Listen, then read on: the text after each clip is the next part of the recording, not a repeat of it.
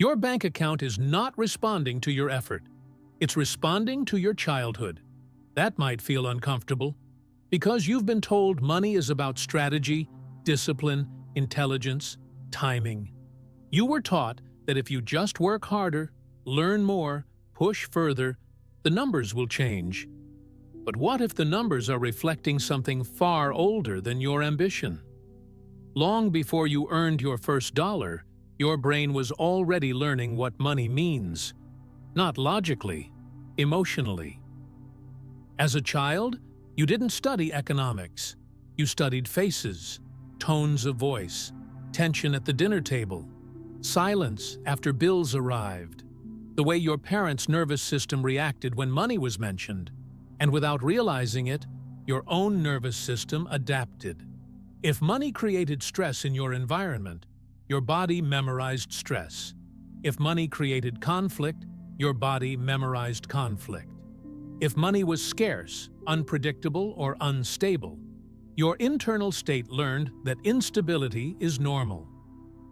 The brain is not interested in truth, it's interested in familiarity. So if chaos was familiar, if guilt was familiar, if "we can't afford that" was repeated enough times, your system didn't just hear those words, it encoded them. Repetition builds identity. Not the repetition of thoughts, the repetition of emotions. And here's the part most people never see. You don't pursue money from logic. You pursue it from your conditioned emotional baseline. If your body is used to scarcity, it will unconsciously recreate situations that feel the same, even when your conscious mind wants abundance. Have you ever noticed how you can make progress financially, and then suddenly something happens? An unexpected expense, a poor decision, a delay, a conflict, almost as if your system pulled you back to a familiar level. That's not bad luck. That's conditioning. Your attention tends to lock onto what matches your internal state. If you feel pressure, you'll notice more pressure. If you feel instability, you'll interpret neutral events as threats. The nervous system prefers what it knows, even if what it knows is limitation. As a child, you weren't choosing beliefs. You were absorbing patterns, watching how adults reacted, feeling the emotional charge around money conversations, learning whether wealth meant safety or separation, whether success meant freedom or judgment. And those emotional patterns became automatic. Now, as an adult, you call it my personality. You call it my habits. You call it my financial situation. But underneath those labels is a memorized state. And effort alone doesn't change a memorized state. Because when you try to create more money, while your body is still calibrated to survival mode, you create internal conflict. You push forward consciously, but your nervous system pulls backward toward familiarity. And the stronger the childhood imprint, the more invisible it becomes. You don't see it as conditioning, you see it as reality. But what if your financial ceiling isn't external at all? What if it's emotional? And if that's true, then changing your income would require something far deeper than strategy. You think you want more money, but your nervous system might not feel safe having it. That's the quiet truth most people never sit with. Consciously, you desire expansion, a bigger income, more freedom, more stability. But beneath that desire, there may be an older imprint, one that equates money with pressure, responsibility, criticism, or even loss. As a child, you weren't analyzing financial systems. You were studying emotional reactions. If someone in your house made more money and suddenly became absent, your brain registered. Money equals disconnection. If financial success brought envy from relatives, your system registered. Money equals judgment. If your parents fought about expenses, your body registered. Money equals conflict. You may not consciously remember those moments, but your nervous system does. And here's how this plays out today. You set a financial goal. You feel motivated. You start taking action. For a moment, you feel possibility. But as soon as you approach a new level of income, something subtle shifts inside you. You procrastinate. You delay sending the proposal. You undercharge. You avoid looking at your numbers. It feels like laziness, or self-doubt, or bad discipline. But what if it's protection? The brain's primary job is survival, not wealth. And survival is defined by familiarity. If a higher income level feels emotionally unfamiliar, your internal state will interpret it as risk, even if logically it's beneficial. So your body creates micro-behaviors to pull you back to what feels known. This is why willpower fades, because willpower operates from the conscious mind. But conditioning lives in the body, and the body always wins when there's conflict. Think about how often you've made decisions that don't fully make sense financially. Impulse spending when you're stressed, avoiding opportunities that would stretch you, staying in situations that limit your earning capacity. Those decisions aren't random. They're aligned with a memorized emotional baseline. If your baseline is money is stressful, you'll unconsciously create stress around money. If your baseline is I have to struggle for every dollar, you'll create struggle even in moments of opportunity. Attention then reinforces it. You begin noticing proof everywhere. The difficult clients, the unstable market, the unfair circumstances. Your focus locks onto evidence that confirms your internal state. And the repetition continues. You are not sabotaging yourself because you lack intelligence. You are repeating a familiar emotional program. The real question isn't, how can I make more money? It's far more uncomfortable than that. It's this. Who would you be without the emotional identity you learned around money as a child? Because if your nervous system has built your financial reality around a specific emotional pattern, changing your income might require changing who feels familiar inside your own body. And that's where things get deeper. The most dangerous financial pattern in your life is the one that feels normal. Not dramatic, not obvious, just familiar. And familiarity is powerful because it doesn't trigger alarms. It feels like this is just how life is. If you grew up in an environment where money was tight, your system adapted to constant low-grade tension. Bills weren't just numbers, they were emotional events. Conversations about spending weren't neutral. They carried weight. Over time, your nervous system calibrated to that frequency. Stress became normal. Uncertainty became normal. Waiting for something to go wrong became normal. Now here's the invisible threat. When your body is used to operating in survival mode, it will subconsciously recreate situations that justify staying there. Survival mode is not dramatic panic. It's subtle hypervigilance. It's scanning for problems. It's bracing for impact. It's feeling like you can't fully relax financially, even when things are okay. So even when your income increases, your internal state might not. You might still feel behind, still feel pressure, still feel like it could all disappear at any moment. That constant tension narrows your attention, and what you focus on expands in your perception. When your brain is tuned to detect threat, it highlights financial risks more than financial opportunities. It interprets neutral emails as potential problems. It sees market fluctuations as danger rather than movement. The body then releases the same chemistry it learned years ago. Subtle stress hormones, tightness in the chest, shallow breathing, and that chemistry influences decisions. In survival mode, you don't create, you protect. You hold on to money tightly. or you spend it impulsively to relieve tension. You avoid investments because they feel unsafe, or you chase quick wins because they promise immediate relief. Both are driven by the same internal state. The invisible threat isn't poverty. It's being emotionally addicted to the familiarity of stress. Because when stress feels like home, peace can feel unsettling. Imagine sitting with a full bank account and feeling calm. No tension, no urgency, no internal narrative about what if. For someone conditioned in instability, that calm can feel strange, almost suspicious. So the nervous system unconsciously looks for something to activate. A new expense, a risky move, a problem to solve. Not because you want chaos, but because your system is used to coherence between inner emotion and outer reality. If the outer world becomes stable, while the inner world expects instability, tension builds.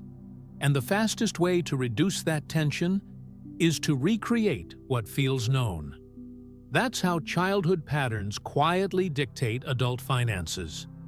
Not through obvious sabotage, but through subtle alignment between your internal state and the situations you repeatedly find yourself in. And if you don't see it, you'll keep fighting external circumstances, never realizing the pattern is running from inside. But once you begin to see it, something shifts. If you're honest, part of you feels more like yourself when money is slightly tight. Not completely broke, just stretched. There's a strange familiarity in checking your account with a bit of tension, in calculating before spending, in feeling that subtle pressure to figure it out. And you might not even realize how deeply that identity is rooted. As a child, you didn't just observe financial stress, you bonded through it. You saw your parents worry, you felt their emotional state, and your nervous system synchronized with theirs. That synchronization created connection, belonging, familiarity. If struggle was the emotional climate of your home, then struggle became intertwined with love, safety, and identity. Now, as an adult, when you move too far away from that emotional climate, something inside you feels off. Not because wealth is wrong, but because it's unfamiliar. The brain builds a sense of self based on repeated internal states. If you spent years feeling financial uncertainty, that uncertainty became part of who I am. And identity is powerful. You will fight harder to protect your identity than to increase your income. So if your identity is the one who always has to work hard for money, you may unconsciously reject ease.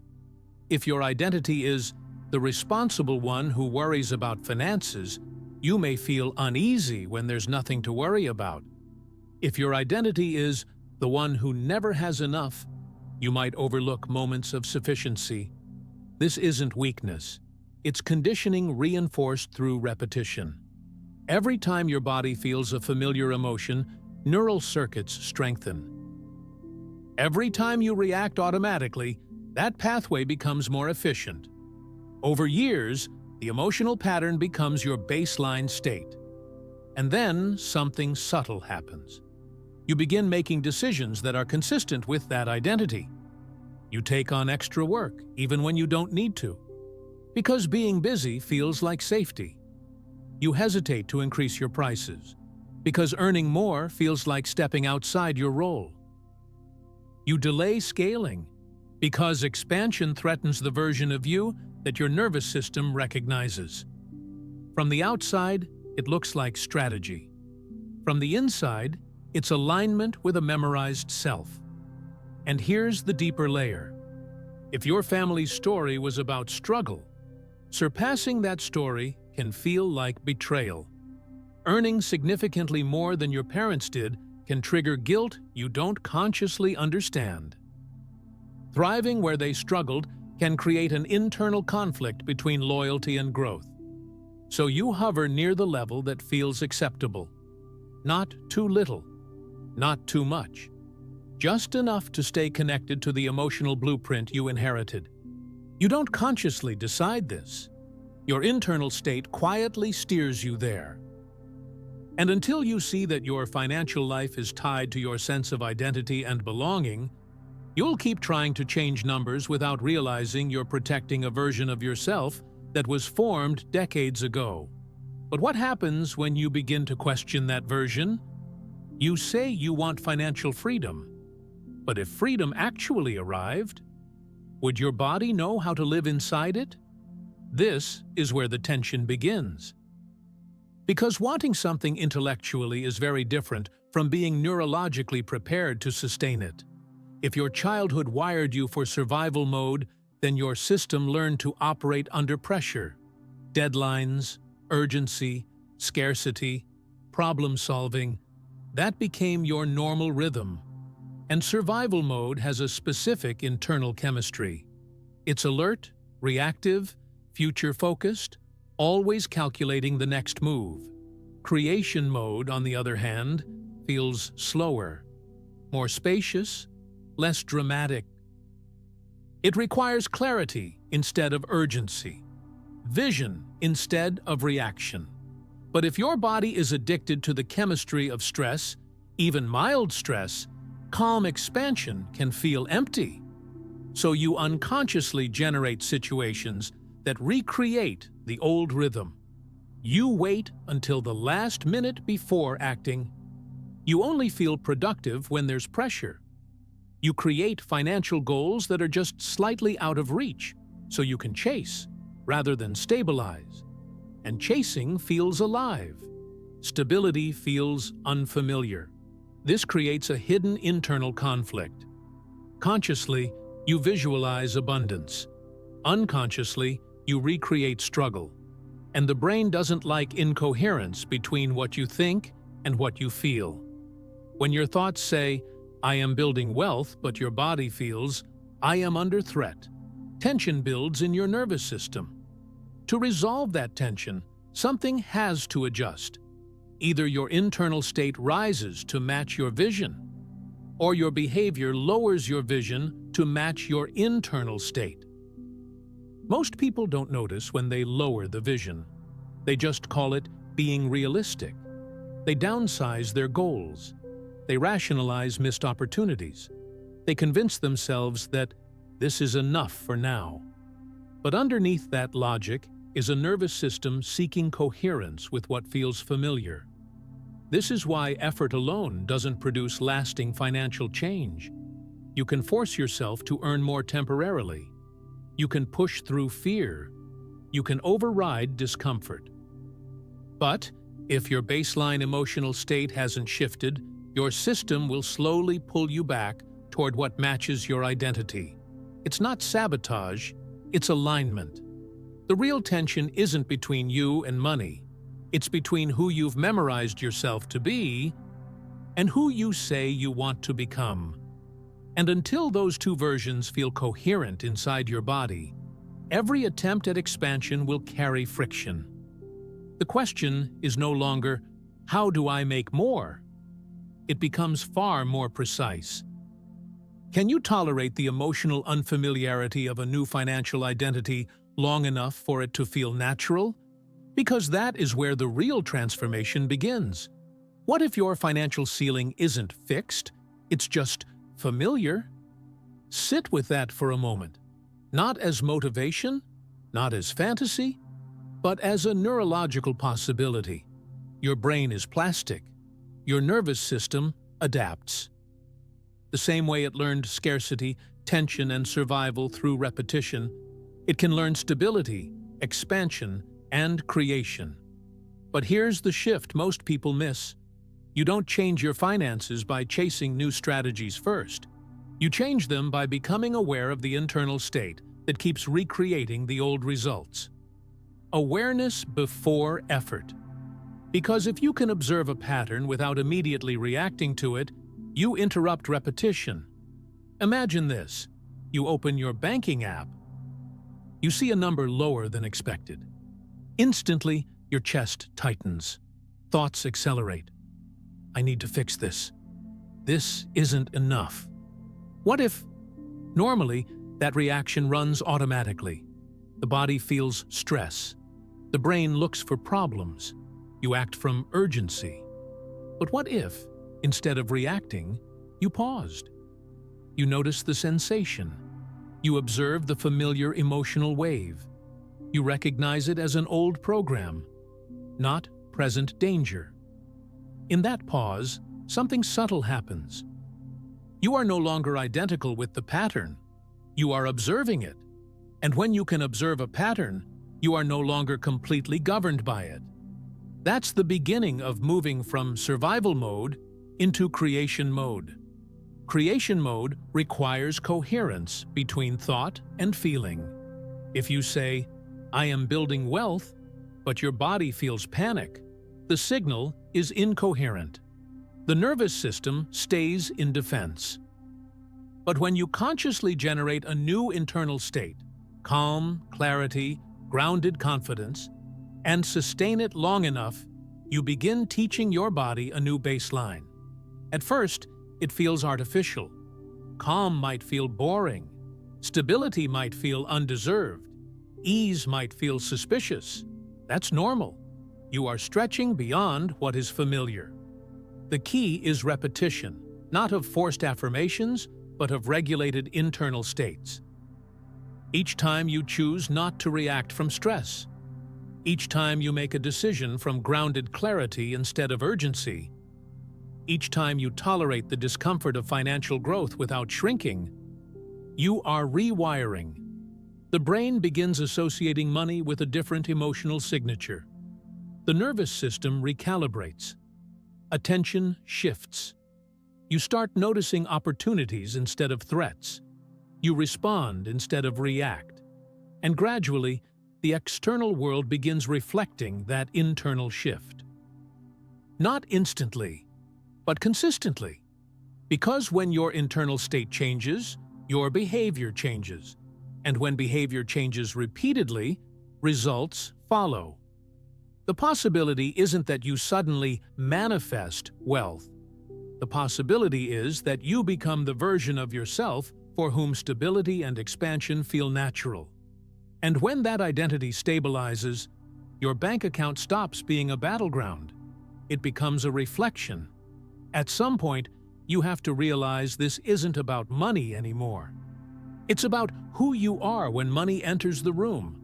Because every time you think about income, savings, investments, or risk, your body reacts first, not your logic, not your strategy. Your internal state activates before your conscious mind finishes the sentence. And that reaction is the doorway. Most people try to change their financial life by controlling external behavior. They adjust budgets. They set targets. They study markets. All useful. But if the nervous system is still anchored in a childhood emotional pattern, the external adjustments never stabilize. The real shift begins the moment you stop asking, "How do I earn more?" and start asking, "What state am I in when I think about earning more?" That question interrupts automation, because when you observe your internal state in real time, you step slightly outside of it. You notice the contraction in your stomach when you consider raising your prices. You notice the subtle fear when an opportunity feels bigger than your current identity. You notice the urge to delay, distract, or downplay your ambition. And instead of obeying it immediately, you stay. You breathe through it. You allow the sensation without translating it into action. This is not suppression, it's regulation. When you remain present with a familiar emotional pattern without acting from it, you teach your brain something new. You teach it that discomfort is not danger. You teach your nervous system that expansion does not equal loss of connection. You teach your body that financial growth is not a threat to belonging. This is where survival mode begins dissolving. Not because you forced positivity, but because you created coherence between awareness and choice. And coherence changes everything. When your thoughts about wealth are aligned with a regulated internal state, Your decisions shift naturally. You negotiate differently. You invest differently. You speak differently about your value, not because you rehearsed confidence, but because your body is no longer broadcasting fear beneath your words, and people feel that. Opportunities respond to that. Consistency emerges from that. The internal shift is subtle at first. You no longer chase money to escape stress. You create from clarity. You no longer spend to relieve tension. You choose from stability. You no longer shrink to maintain an old identity. You expand because it feels safe. This is not a dramatic breakthrough. It's a quiet reorganization of who you are. And once your identity reorganizes around a new emotional baseline, your external life begins to reorganize with it. Not instantly, but inevitably. Because your bank account has always been reflecting your internal state. And now, that state is changing. If you've been listening closely, you've probably realized something unsettling. Your bank account has never been just about numbers. It has been a mirror. A mirror of your internal state. A mirror of your emotional conditioning. A mirror of the identity you memorized long before you ever earned your own money. And here's the quiet integration. Nothing went wrong. Your brain did exactly what it was designed to do. It adapted. It synchronized with your childhood environment. It learned the emotional tone around money. It built neural pathways through repetition. It calibrated your nervous system to what was familiar. That adaptation kept you connected. It kept you safe. It helped you belong. But what kept you safe then may be limiting you now. And the shift doesn't require rejecting your past. It requires understanding it. When you see that your reactions around money are memorized emotional responses, not permanent traits, something softens. You stop labeling yourself as bad with money. You stop calling yourself not disciplined enough. You stop fighting your own nervous system. Instead, you become curious. Curiosity is powerful because it moves you out of survival mode. When you observe your internal state without judgment, you create space. And in that space, new patterns can form. You begin to notice when stress is automatic. You begin to feel when urgency is unnecessary. You begin to sense when an old identity is trying to reassert itself. And instead of reacting, you choose. That choice, repeated, becomes a new baseline. Not because you forced it, but because you practiced coherence between your thoughts and your emotional state. Over time, stability stops feeling foreign. Growth stops feeling dangerous. Calm stops feeling suspicious. And money begins to feel neutral. Not charged, not dramatic. Just a tool moving through a regulated system. When your internal state is organized, your external decisions organize. When your nervous system is calm, your attention expands. When your identity evolves, your financial behavior follows. And gradually, without theatrics, without hype, your bank account reflects that internal reorganization, not because you chased it, but because you became someone for whom that level of stability feels natural. Your childhood may have written the first draft of your financial story, but it does not have to write the ending. The moment you bring awareness to the pattern, you step outside of automatic repetition. And from there, something new becomes possible. Not instantly, not magically, but deliberately, quietly, and sustainably.